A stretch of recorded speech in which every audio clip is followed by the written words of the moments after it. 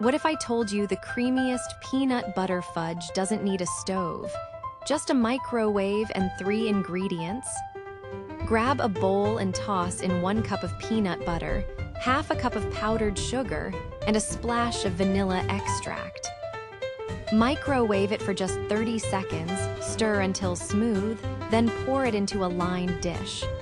Chill for 20 minutes, or if you're impatient, pop it in the freezer for 5. Slice, serve, and watch it disappear. No candy thermometer, no fuss, just pure peanut butter bliss in minutes. Ready to satisfy your sweet tooth? Try this hack and tell me how it turned out.